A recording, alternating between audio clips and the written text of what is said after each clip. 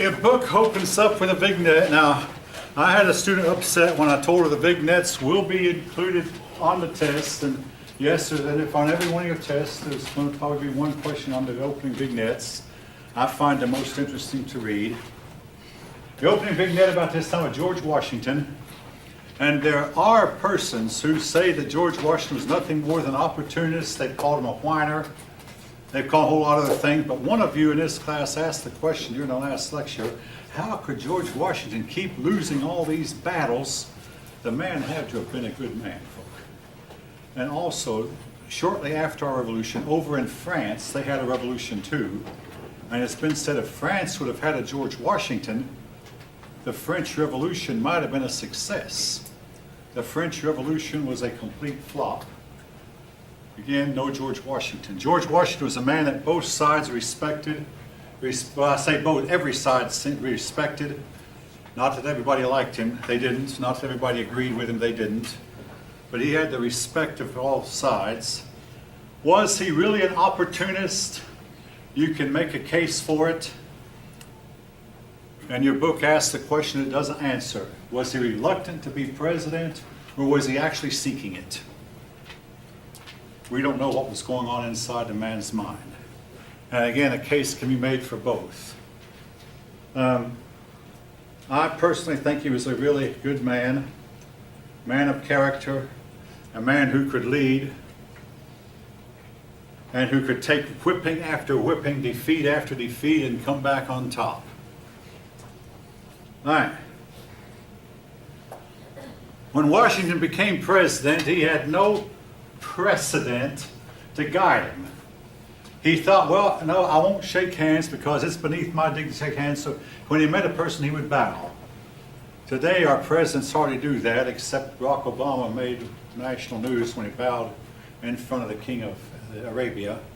A lot of persons said none of our presidents before him would have done that. But nevertheless, George Washington would himself bow because he felt like this was what he was supposed to do.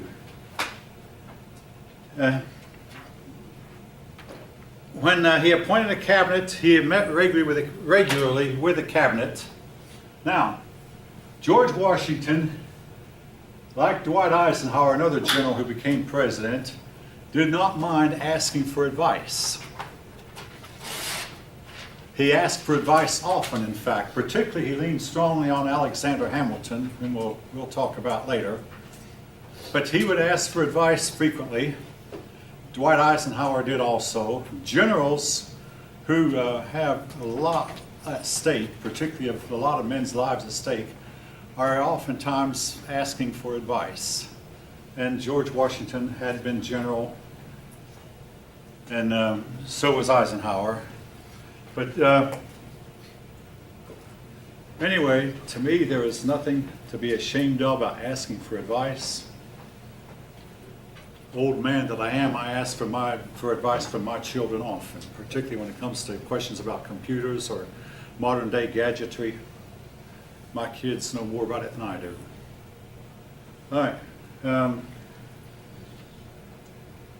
Vice President Adams did not realize when he took the vice presidency that he had practically nothing to do. The only duty of the vice president is he presides over the Senate and he votes in case there's a tie. That's the only duty listed. Otherwise, he can get as involved as he wants to or stay as uninvolved as he wants to. Some vice presidents have been involved and others have not. When I was a kid, Vice President Nixon was pretty heavily involved with Ike. But then when Kennedy became president, he put Johnson on the shelf. We never heard from our vice president anymore. Until all of a sudden one day our vice president was president. Some vice presidents have been shelved. Some vice presidents have asserted themselves. But their one duty is to be ready to take over in case the president or something happens to the president. Now, the Bill of Rights. Hold on to your seats. I mentioned the Bill of Rights already. The Bill of Rights is the first 10 amendments to the Constitution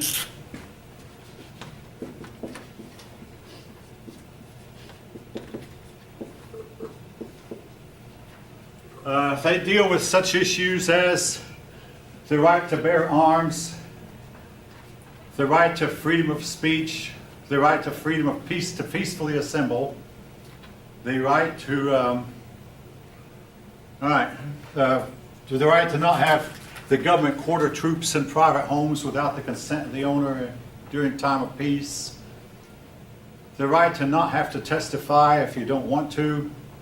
You know, as you can, the Fifth Amendment says you don't have to talk.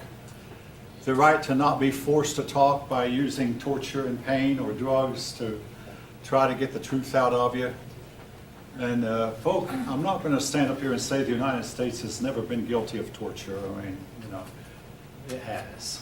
But it's nevertheless, supposedly, American citizens they supposedly are free from these things. Now, that's not to say that some cops somewhere won't resort to extraordinary means to get the truth out of you. One right that is never mentioned until later in the Constitution, the right to vote. Why is it not mentioned? For one thing, only about 20 or 30% of Americans had to vote. You had to be a property owner and a white male in order to vote. So that meant only a few people could. The right to vote was something to come later. All right. Now, I'm really hesitant to say what I'm about to say, but I'm going to say it anyway. Our founding fathers made a mistake that's turning out to be a huge mistake. Listen carefully. Human beings do not have rights. Human beings have responsibilities. In other words, it's not that I have a right to be free from being stalked by a neighbor. My neighbor has a responsibility to see to it that he does not stalk me. And I have a responsibility to see to it that I don't engage in violence against my neighbor. We all have responsibilities. What is the concept of rights? What's wrong with rights? Simply this. The concept of rights tells you that you can live any old way you want to and not have to take the consequences for it. This is wrong. You will take the consequences for bad decisions you make. You will take the consequences for wrong actions you do, no matter what the Constitution says about rights. And this country can lose a war and have all of our rights taken away in a blow. And the member people in this country can be carried off into slavery to the various corners of the world. This can happen to any people, and it's happened to a lot of civilizations in time past. And the rights that our forefathers gave us will mean absolutely nothing at the time. And again, where does this concept of rights wind up leading us? To the feeling that if a mother doesn't want her child, born or unborn, she can even take her recently born child and kill it just because she doesn't want it anymore. This is where it wound up leading, and who knows where else it's going to lead. And I think all of you know what I'm talking about. Again, the mistake was made back then, and folks, it seems to be right. It sounds good. In fact, it's only been in the last 2 or 3 years I've come to this conclusion. What's the problem? The problem with civilizations that fall is they put rights ahead of responsibilities. Responsibilities come first. At least I got a class awake very early in the morning. If any of you want to comment, your comments are welcome. All right. But anyway, I must mention, because they are part of the first 10 amendments, the book goes on to talk about the Republican wife and mother, that women were expected to use courtship to refine and reform men, to make men better men. In other words, if you don't come up to a certain level of character or a certain level of conduct, I won't marry you, to try to get the men to act and behave better. Um, Again, it seems like this whole concept has gone out the window these days. Mothers were expected to be teachers and teach their children virtue, among other things. Whether or not a woman should be educated was controversial. Some people believed that educating women was not necessary. Others believed that it was. Now again, folk, I may have stated this already. I have 3 children. They're all 3 grown. Because I had taught for 5.5 years in public school, I homeschooled my children. Not one of them saw even 1 hour inside a public school until this past August. My oldest daughter started teaching in public school. And she now knows why we homeschool her. I see if at least one head nodding that you understand what I'm saying. The deportment in the public schools is beyond fixing. Today's public schools are beyond repair and they're not going to be fixed. I urge any of you, if you have children, and don't send them to an American public school, at least until you get to college. Now, should women be educated? A woman needs to have a bachelor's degree to rear up a good engineers and good doctors, good bankers, good educated people. My wife got her degree and both my daughters got their degree. My son is as typical of a lot of young American boys. He elected not to go to college. I was disappointed, but I did not push him. Maybe someday he'll change his mind. All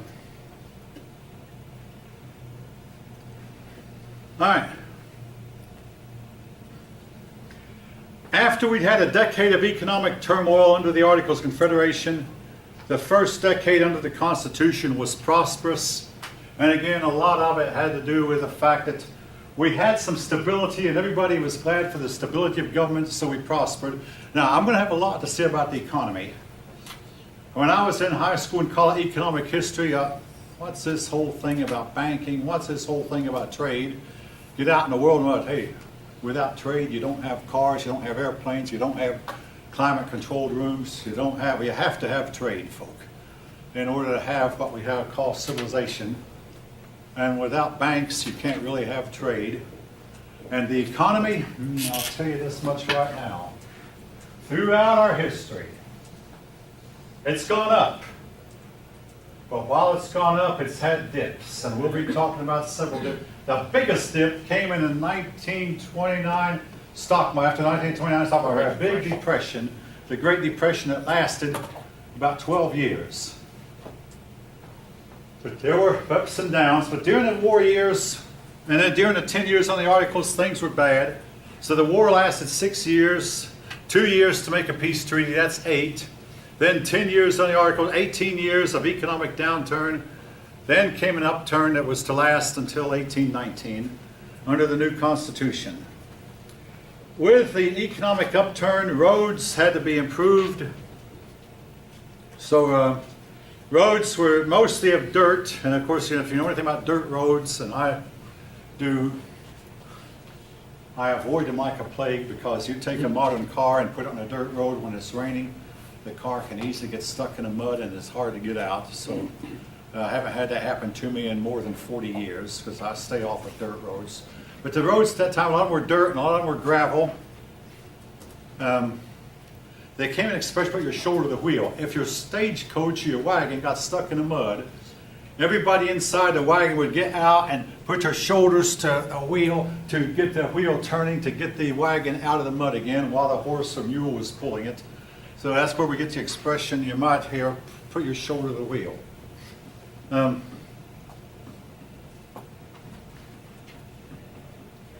Eventually they've started digging canals. That was mostly to come later, though.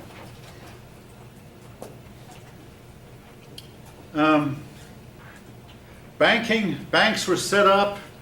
Not everybody liked the banks. Not everybody was happy with the bankers. The banks favored the rich, folk.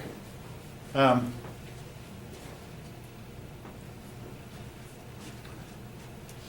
got to say this about the rich.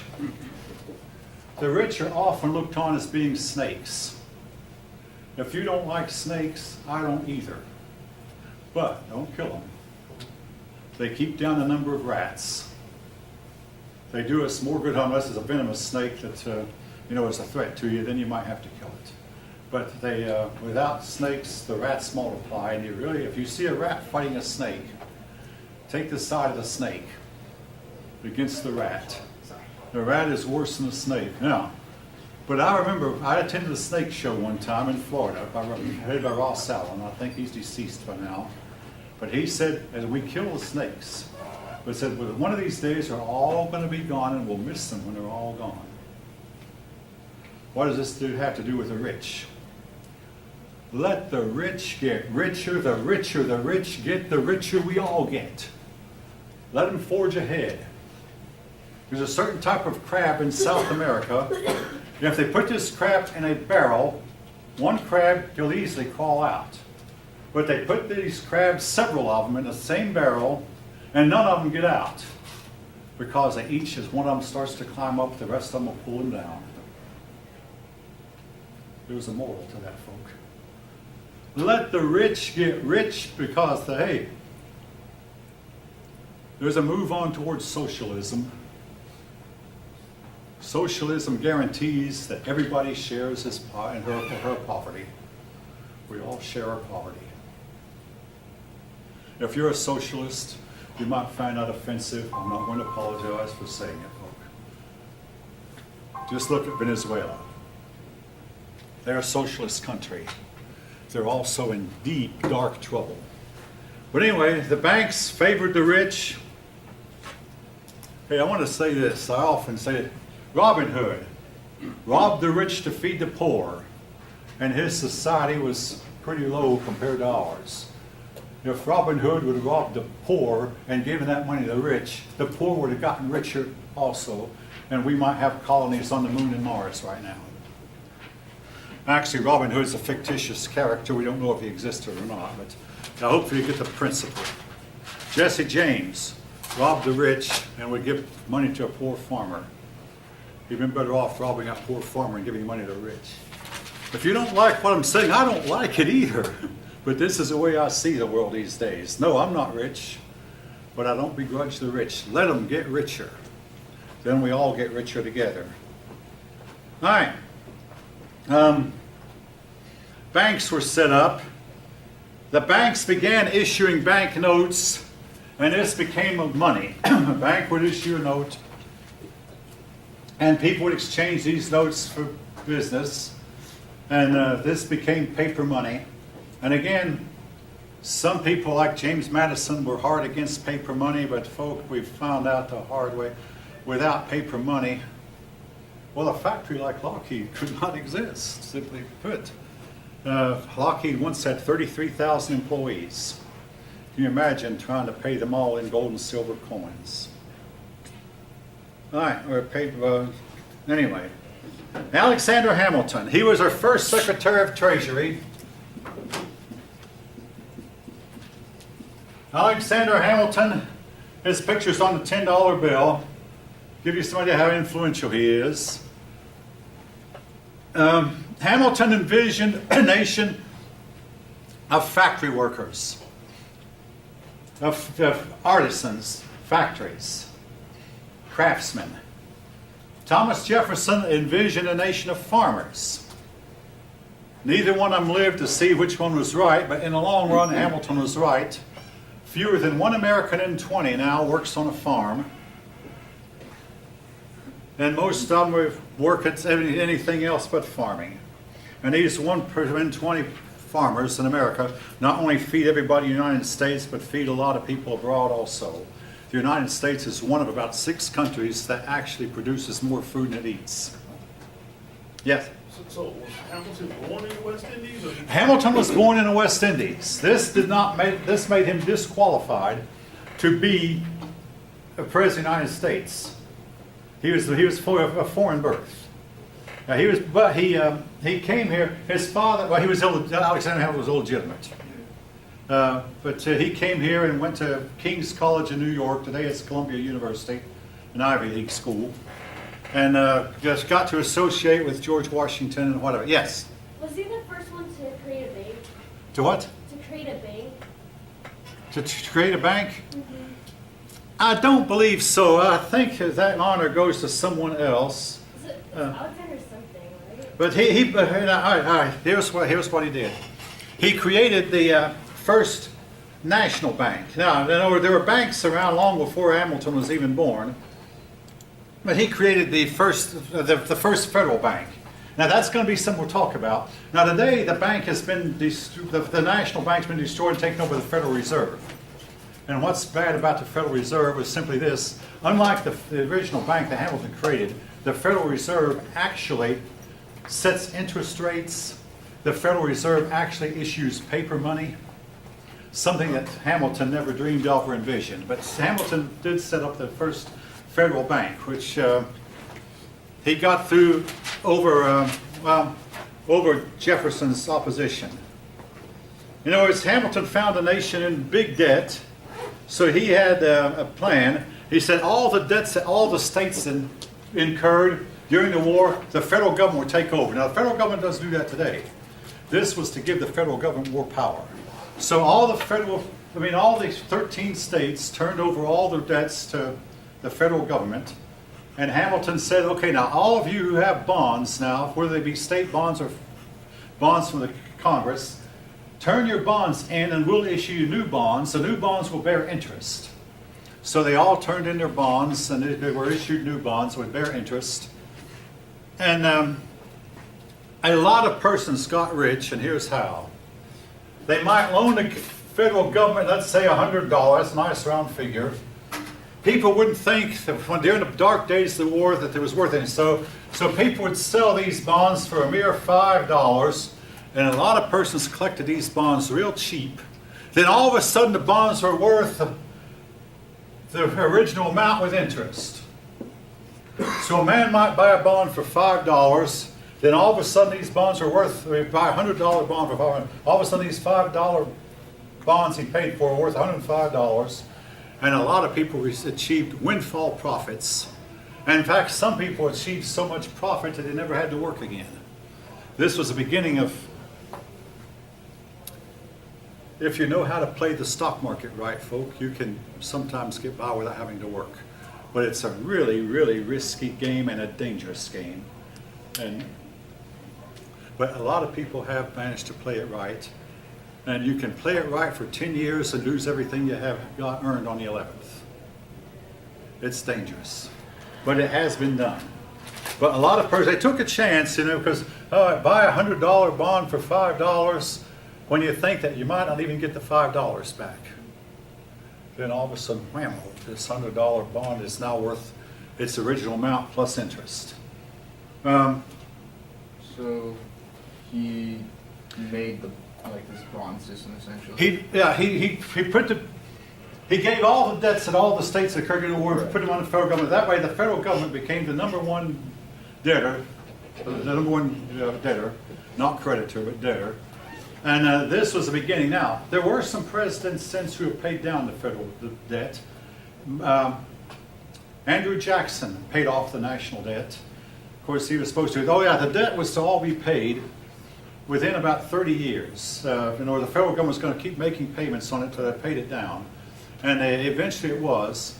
But since the Great Depression of the 30s, our government has done nothing. There have been about 2 years or 3 when we balanced the budget. Richard Nixon balanced the budget in 1969, and Bill Clinton balanced the budget twice during his 8 years. Bill Clinton was helped a lot by the fact that the Far Eastern markets were found to be corrupt, so people started investing in the American market instead. And when I say Far East, I'm going to call the names. The Japanese and the Korean markets, South Korea, 2 nations that were found to be very corrupt. Again, those stock markets went down drastically and have not fully recovered to this day.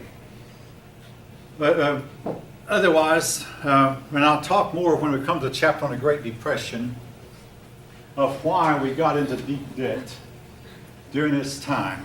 But that's for a later chapter. Now, only about 2% of Americans had investment in bonds, but those people really got rich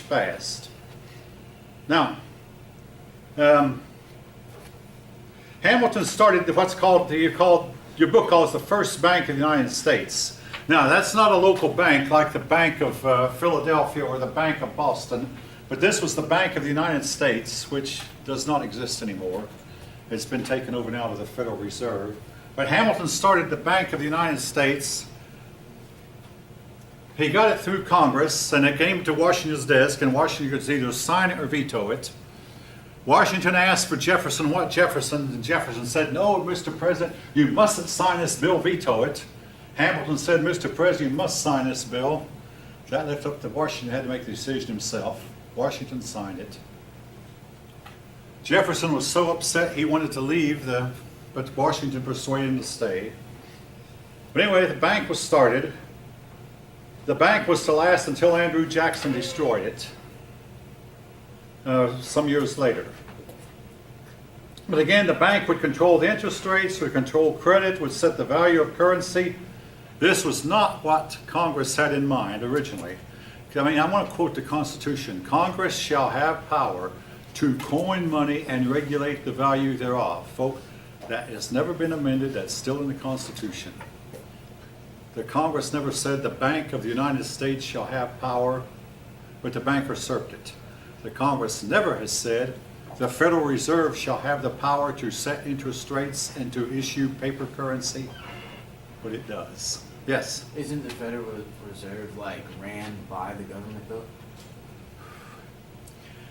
It's an independent agency. In other words, you can say that if you want to, but actually the Federal Reserve is independent. In other words, when a man is appointed to be chairman of the Federal Reserve, he does not have to leave office when a new president comes. The president cannot fire him. So was that the case with Hamilton? In the case of Hamilton Bank, the president, I believe the president could have fired the bank president in those days. But with the Federal Reserve, it's very independent, like the courts are, very independent. And the president cannot fire those men who run it or the woman who run it. But I believe that in Washington's day, I believe he could have, but don't quote me on that, I'm not sure. Anyway, now Hamilton tried to encourage manufacturing, but this was part of his plan that did not get through. Congress simply did not go along with it, and it was to be many, many years before the United States was to become an industrial giant and a manufacturing giant. Hamilton did not live to see it. Now, there came a whiskey issue in Western Pennsylvania. The farmers in Western Pennsylvania decided they weren't going to pay the whiskey tax. Hamilton decided, hey, I'll put a tax on whiskey. Pennsylvania farmers said no. They burned down the house of the man who was to collect it, but the man would not back down. George Washington, operating this time from Philadelphia. Many of the men who were involved in the rebellion had men who had fought alongside him during the war. He hated moving in, but he decided this time it's time the federal government showed some muscle. So he sent 15,000 troops against 500 rebellious farmers. The troops never found any of the farmers. The farmers all scattered and hid away. But nevertheless, the whiskey tax was collected. Some people attach a lot of importance to this, that this showed that the federal government meant business. Other people have said it wasn't as important as later historians made it out to be, but nevertheless, it happened. When the 15,000 troops moved, Washington decided he would stay at Philadelphia. And again, he was establishing a precedent. The president would direct the operations from his president's home, which was not the White House yet. But Alexander Hamilton did go along. Now, the United States was facing conflicts. To the south, there was Spain threatening Florida. To the west, there was Indians. And then across the sea, France became embroiled in a revolution. All right, now, when I was in high school, a teacher gave us a paper which never forgot that the French Revolution is still an issue. You ask an American, was the American Revolution right? Almost every American would say, oh yeah, that's obvious. The American Revolution was right. Look what it did for us. Britain would never have allowed us to become what we became. But you go to France and ask him, was your revolution right? you'll get 11 different opinions if you ask 10 different people. I mean, I'm exaggerating a little bit, but they still have their people who, well, actually, the French Revolution was, they have the people who want the king to come back. They have people who want democracy, people who think it was not democratic enough. And today is Saturday. If it's like anything we've had